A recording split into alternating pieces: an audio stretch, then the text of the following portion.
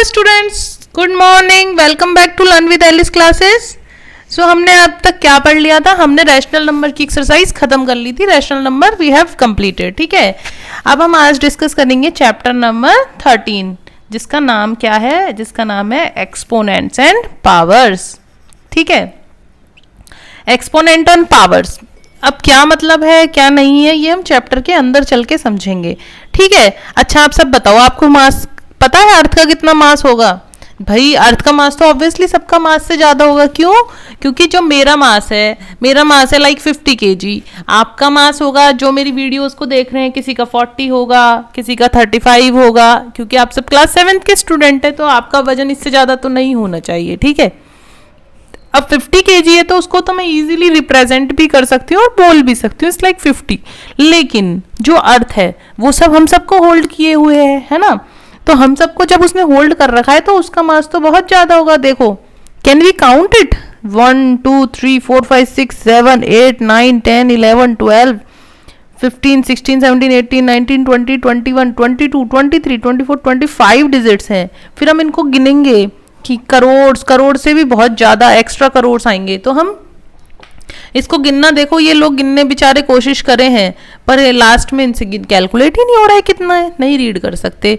फिर जैसे अर्थ हमारा प्लैनेट है, यूरेनस भी एक प्लैनेट है, तो यूरेनस का वेट कितना है ये, तो क्या हम इसको गिन पा रहे हैं? नहीं गिन पा रहे। इसका मतलब क्या हुआ कि कुछ तो हमें ऐसा चाहिए। जैसे हमने जब रैशनल नंबर्स पढ़े थे, इंटीजर्स पढ़े थे, तो वो क्यों पढ़े थे बच्चों? वो हमने इसलिए पढ़े थे ताकि हम जो नेगेटिव चीजें हैं उसको भी रिप्रेजेंट कर सके। जैसे बैंक अकाउंट में पैसा डाला तो आप दिखा देते हो कि मेरा अकाउंट पॉजिटिव में आ गया। जब बैंक अकाउंट से विड्रॉ किया तो आप क्या दिखाते हो? मेरा अकाउंट नेगेटिव में चला गया। मतलब कि नेगेटिव इंटीजर तो इंट्रोड्यूस करना पड़ा, तभी तो समझ में आई ये सारी बातें। इसी तरह से अब जब अर्थ का मास, यूरेनस का मास और सन और अर्थ के बीच की डिस्टेंस, ये सब जब हमें बताना है तो हम कैसे बताएं? अब इतना बड़ा नंबर तो हम या तो लिख के दें, पहले हम इसको याद करें कितना बड़ा नंबर है। तो फिर जो मैथमेटिशियंस थे उन्होंने सोचा क्यों ना हम इसमें पावर का कॉन्सेप्ट दे दें, यानी कि हम बेस बनाए 10 और उसमें पावर्स लगा दें, तो इसको क्या कहते हैं? एक्सपोनेंट्स। ठीक है, जैसे मैंने भी आपको बताया distance between sun and moon, ये भी इतनी ज़्यादा है, नहीं पढ़ सकते।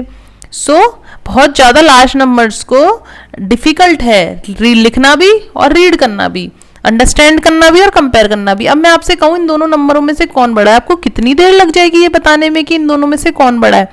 अब आप देखो, मैं एक तरीका सिखाऊंगी, उससे आप विद इन अ सेकेंड आप मुझे बता दोगे कि कौन बड़ा है। ठीक है, अब इसलिए हमारे पिक्चर में कौन आ गया? पिक्चर में आया एक्सपोनेंट्स इनटू द पिक्चर, यानी कि मैथमेटिक्स में हम एक और टर्म सीखने जा रहे हैं, एक्सपोनेंट्स। आपको पता है क्लास 7th क्या है? क्लास 7th में हम सारी टर्म्स का इंट्रोडक्शन सीख रहे हैं, क्लास 8th में उसका थोड़ा बहुत एलोबरेशन सीखेंगे, फिर 9th एंड 10th में we will see the applications of all these terms. ठीक है, तो अब हम पहला डिस्कस क्या करेंगे? पहला पॉइंट हमारा डिस्कशन का रहेगा एक्सपोनेंट्स। ठीक है, अगर हम क्या कर सकते हैं, देखो क्या लिख रखा है, we can write large numbers in किस फॉर्म में? शॉर्टर फॉर्म में। जरा देखें कैसे। अब आपको 10,000 है, 10,000 को शॉर्टर फॉर्म में लिखना है, तो मैंने इसको ऐसे लिख लिया 10 इंटू 10 इंटू 10 इंटू 10।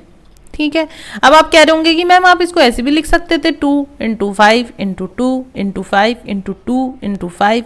जो इसके सबसे छोटे प्राइम फैक्टराइजेशन है वो यही है, इस फॉर्म में भी लिख सकते थे। हाँ बिल्कुल लिख सकते थे, लेकिन मेरा मन किया कि मैं इसको 10 की फॉर्म में लिखूं, इसलिए मैंने इसको 4 टाइम्स 10 लिख दिया।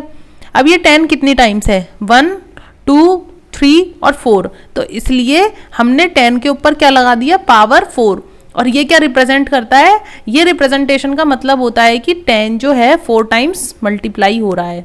इसका मतलब ये नहीं है कि 10 इंटू 4, ये गलत है। इसका मतलब है 10 4 टाइम्स मल्टीप्लाई हो रहा है। क्लियर है? तो अब हम इसको कैसे रीड करेंगे? इस एक्सप्रेशन को, इसको रीड करेंगे 10 raise to the power of 4 या फिर 4th पावर ऑफ 10। तो यहाँ पर जो 10 है वो क्या हो गया हमारा? ये कलर अच्छा नहीं दिख रहा, दूसरा कलर लेते हैं। जो 10 है वो क्या हो गया? बेस, और जो 4 है वो क्या हो गया हमारा? एक्सपोनेंट। क्लियर है यहाँ तक की बात कि 10 तो बेस हो गया। अच्छा 10 को बेस क्यों बोला? 10 को बेस इसलिए बोला क्योंकि जो 10,000 है वो आप देखो किससे बना है, तो वो बेस 10 से बना है और पावर हो गई उसकी 4। तो 10 रेज टू दी पावर 4 को हम क्या बोल सकते हैं कि ये 10,000 जो है उसका कौन सा फॉर्म है, एक्सपोनेंशियल फॉर्म। एक्सपोनेंशियल का मतलब कि पावर वाली फॉर्म में हमने 10,000 को दिखा दिया। अब जैसे ये 1000 है, ठीक है, अब 1000 की एक्सपोनेंशियल फॉर्म क्या बनेगी बताओ, 10 इंटू 10 इंटू 10, ऐसे ही तो बना होगा ये, तभी तो 10,000 आया होगा। तो ये कितना बन गया, 10 raise to the power 3, base कितना हो गया 10 और एक्सपोनेंट कितना हो गया 3। इसी तरह से इसको देखो 1 2 3 4, तो ये कैसे बना होगा, ये ऐसे ही बना होगा। तो हम इसके एक्सपोनेंशियल फॉर्म लिख सकते हैं कि कितने 10 है हमारे पास, हमने एक 10 ले लिया और कितने 1 2 3 4 4 10 है, बेस कितना रहा 10 और एक्सपोनेंट कितना हो गया 4। इसी तरह से इसमें देखेंगे हम ये कैसे बना होगा, 10 इंटू 10 इंटू 10 इंटू 10 इंटू 10, तो ये कितना बन गया हमारे पास 1 2 3 4 5, तो 10 रेज टू दी पावर कितना हो गया 5। गिने इसमें 5 ही जीरो, 1 2 3 4 5, जितनी जीरो है उतना ही हमारा हो जाएगा, बेस 10 हो गया और एक्सपोनेंट 5 हो गया। क्लियर, ये समझ में आ गया। अब देखो, अब हमने क्या सीखा, हमने किसी नंबर को उसके एक्सपोनेंशियल फॉर्म में लिखना सीखा। अब हम क्या करेंगे, हमें कोई नंबर है वो हमें दे रखा है, ठीक है, जैसे ये नंबर दे रखा है, कौन सा नंबर 47561। अब इसको बोला आप किस फॉर्म में लिखो, इसको लिखो आप एक्सपेंडेड फॉर्म में। एक्सपेंडेड फॉर्म का मतलब होता है कि जैसे हमने निकाला था ना कि इसकी प्लेस वैल्यू क्या होगी, इसकी प्लेस वैल्यू क्या होगी, जैसे उसको एक्सपेंड कर दिया। तो हम इसको चेक करते हैं, जैसे 4 की प्लेस वैल्यू लिखते हैं सबसे पहले, तो 4 की प्लेस वैल्यू क्या होगी, 4 इंटू 1 2 3 4 5, तो ये कितना हो गया 10,000। ऐसे ही तो लिखते थे ना 1 2 3 4, उतने जीरो लगा देते थे। फिर जैसे 7 की प्लेस वैल्यू तो 7 इंटू 1000, फिर 5 की प्लेस वैल्यू 5 इंटू 100, फिर 6 की वैल्यू 6 इंटू 10, फिर 1 की place value 1 into 10 raise to the power 0। अब आप एक चीज देखो कि अब अच्छा, अब हम इसको इसकी एक्सपोनेंशियल फॉर्म में लिख देंगे। तो 4 को तो 4 लिख दिया और इसको क्या लिखें एक्सपोनेंशियल फॉर्म में 10 रेज टू दी पावर 4। अभी मैंने समझाया ना कैसे लिखेंगे, ठीक है। इसी तरह से 1000 की एक्सपोनेंशियल फॉर्म लिख दी, इसी तरह से 100 की भी, इसी तरह से 10 की भी, और इसी तरह से ये। जब कुछ नहीं होता है तो हम क्या लिख सकते हैं 10 रेज टू दी पावर 0, जो क्या रिप्रेजेंट करता है 1। अब आप एक पैटर्न नोटिस करो कि पावर्स जो है 10 की वो क्या हो रही है, डिक्रीज, कि पहले 4 फिर 3 फिर 2 फिर 1 फिर 0। यानी कि हम किसी भी नंबर को अगर एक्सपेंडेड फॉर्म में लिख रहे हैं तो जो हमारी 10 की पावर्स हैं वो हमेशा ही डिक्रीज होंगी, ठीक है। अब हम इन्हें, अभी तक तो मैंने आपको क्या सिखाया कि मैंने बेस 10 ले रखा था और फिर मैं आपको पावर्स निकालना सिखा रही थी, एक्सपोनेंशियल फॉर्म लिखना। अब मेरा मन किया कि चलो कुछ नया लिया जाए। अब आप इस बच्ची को देखो, ये क्या कह रही है, 1 किलोमीटर होता है। 1 किलोमीटर में कितने मीटर होते हैं बताओ, 1000। और 1000 को हम कैसे लिख सकते हैं 10 रेज टू दी पावर 3। कितना ईजी हो गया, 1 kilometre is equals to 10 cube, याद करना भी ईजी हो गया। In the same way 1 kilometre is equals to कितने सेंटीमीटर होते हैं, 1000 मीटर। देखो 1 किलोमीटर में क्या होता है 1000 मीटर होता है, और 1 मीटर में कितने सेंटीमीटर होते हैं 100 सेंटीमीटर। तो इसका मतलब ये कितना हो गया 10 raise to the power 5 centimetre. तो कितना इजी हो गया ना कि 1 किलोमीटर को हम क्या बोल सकते हैं 10 raise to the power 5 centimetre. Clear है। अच्छा, अब आप देखो कि मैंने आपको रीड करना सिखाया। अब ये 10 रेज टू दी पावर 2 है, इसको कैसे रीड कर सकते हैं, तो 10 रेज टू दी पावर 2 भी बोल सकते हैं इसको, और क्या बोल सकते हैं इसको हम ये भी बोल सकते हैं 10 का 10 स्क्वायर्ड। ऐसी तरह से 10 की पावर 3 को क्या बोल सकते हैं 10 रेज टू दी पावर 3 या फिर 10 क्यूब्ड। क्लियर है यहाँ तक की बात। तो ये कितना बढ़िया बता रही है हमको कि यानी कि 10 स्क्वायर भी बोल सकते हैं इसको और 10 क्यूब भी बोल सकते हैं इसको। अब तक तो हमने बेस 10 पे बातें करी, अब हम बात करेंगे कुछ डिफरेंट बेस लेके चलते हैं। जैसे मैंने लिया नंबर कौन सा 81। 81 को हम कैसे लिख सकते हैं 3 इंटू 3 इंटू 3 इंटू 3।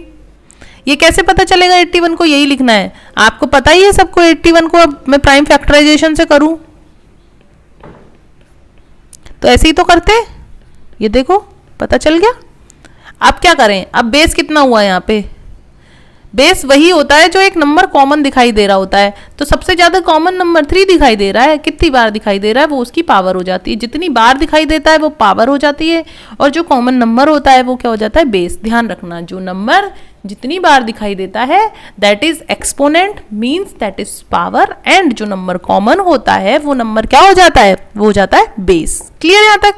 अब जैसे 27 ही हम दूसरा नंबर लेके देखें, जैसे ये रहा 27, इसके प्राइम फैक्टर करें तो कितने हो जाएंगे ये सारे, तो कितना हुआ 3 कितनी बार दिखाई दे रहा है 3 टाइम्स, कॉमन नंबर क्या है 3, तो आंसर क्या हो गया 3 रेज टू दी पावर 3। इसी तरह से अब 16 का देखें तो 16 का जरा हम करें 2 8 जा 16, 2 4 जा 8, 2 2 जा 4, 2 2 जा 1, तो 2 2 into 2 into 2 into 2, common number क्या दिखाई दे रहा है 2, तो सबसे पहले हमने लिख दिया बेस। अब उसके बाद कितनी बार दिखाई दे रहा है वो क्या हो जाता है एक्सपोनेंट, तो 2 की पावर 4। अब 625 का जरा देखें करके, तो 625 है, मेरा मन किया मैं इसको 5 से डिवाइड करूं, मन क्या किया, और 2 से 3 से तो भाग जाएगा नहीं, 4 से भाग जाएगा नहीं, तो 5 से ही देना पड़ेगा, तो 5 1 जा 5, 5 2 जा 10, 5 5 जा 25। अब फिर दिया मैंने भाग, 5 2 जा 10, 5 5 जा 25, फिर दिया 5 5 जा 25, फिर दिया 5 5 जा 1, यानी कि 5 इंटू 5 इंटू 5 इंटू 5 इंटू 5। इसका मतलब जो कॉमन नंबर है वो क्या दिखाई दे रहा है मुझे, कॉमन नंबर इज 5।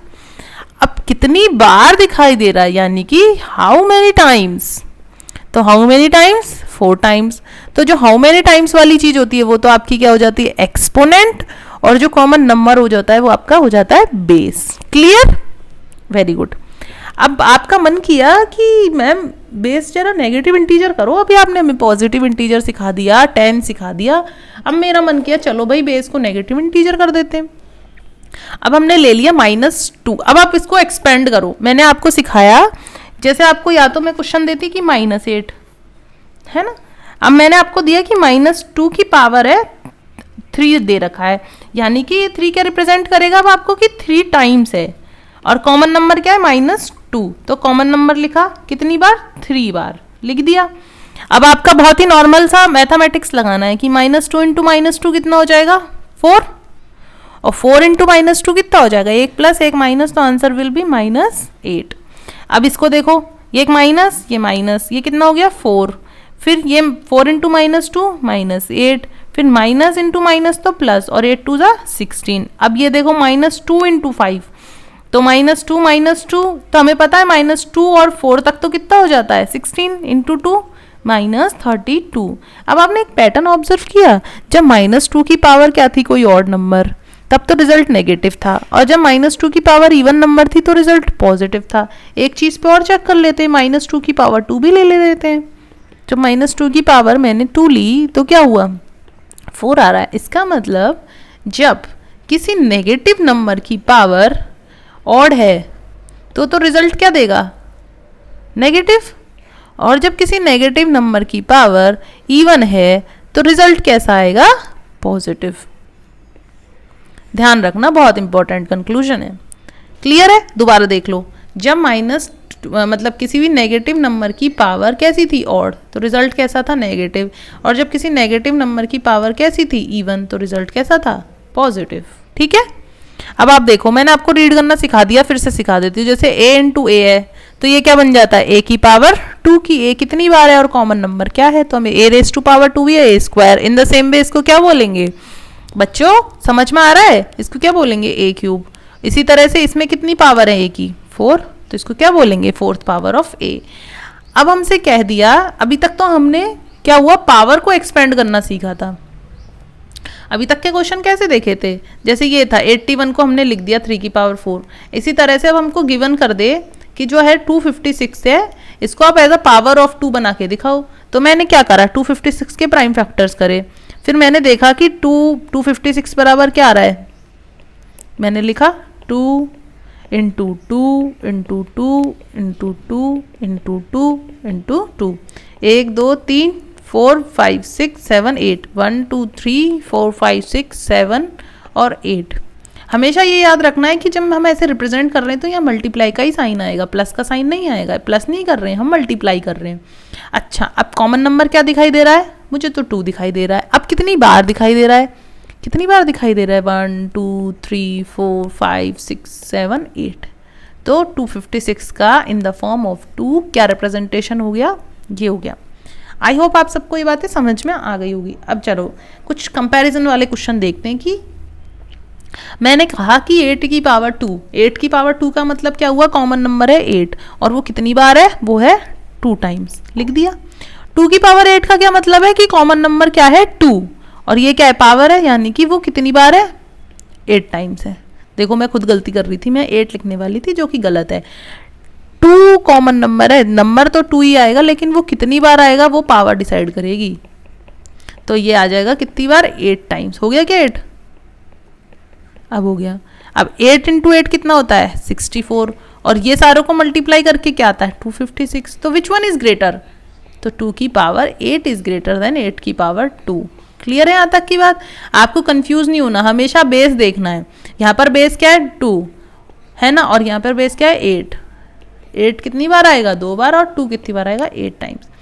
अब हमसे बोला एक्सपेंड दिस दिस दिस, क्या ये सब सेम है, चेक कर लेते हैं।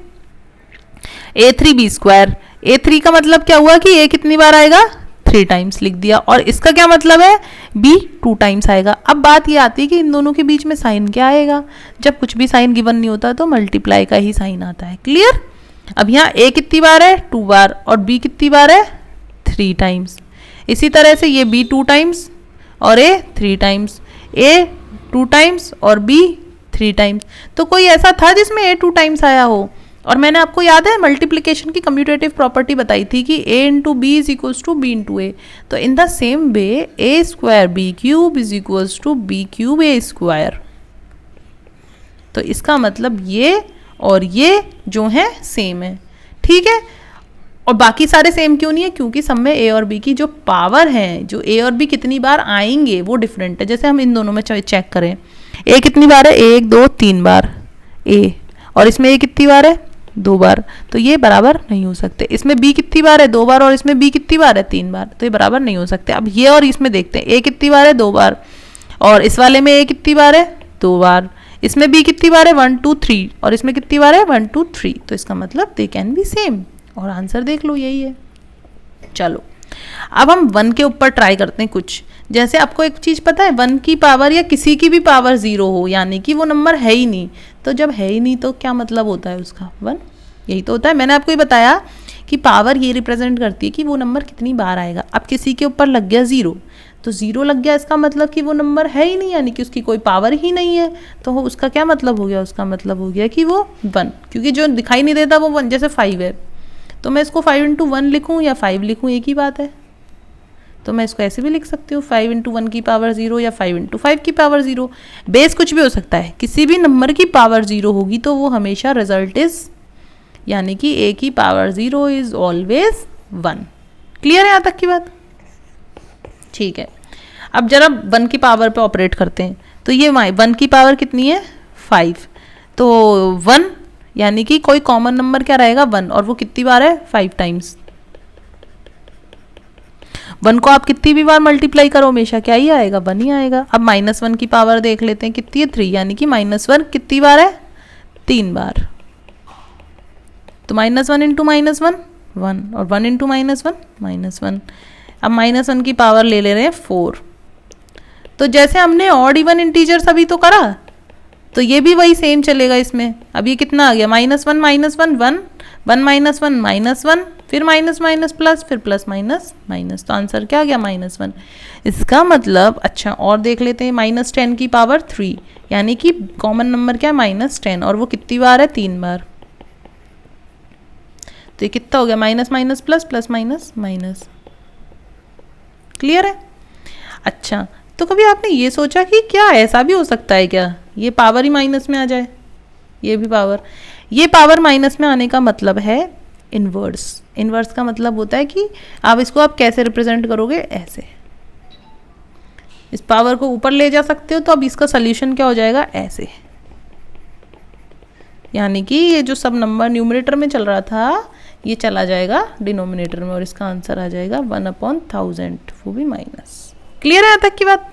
तो हम कंक्लूजन पे क्या पहुंचे, अगर -1 की पावर कोई ऑड नंबर है ये, तो रिजल्ट आएगा -1, और -1 की पावर इवन नंबर है तो रिजल्ट आएगा +1। जैसे मैंने आपको नेगेटिव इंटीजर्स की पावर सिखाई थी ना, सेम कंक्लूजन याद रख लेना। -1 की पावर ऑड तो माइनस रिजल्ट, -1 की पावर इवन तो प्लस रिजल्ट। क्लियर है? अब हम क्या सीखेंगे, अब मैं सोच रही हूँ मैं नेक्स्ट क्लास में सिखाऊँ या इसी क्लास में, एक लॉ सिखा देती हूँ, अगली क्लास में दूसरा लॉ सिखाऊंगी।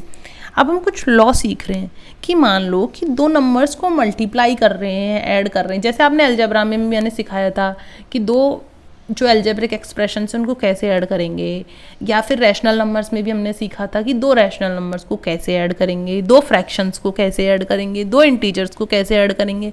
तो यहाँ पर भी तो सीखना पड़ेगा कि दो एक्सपोनेंट को कैसे मल्टीप्लाई करें, दो एक्सपोनेंट को कैसे ऐड करें।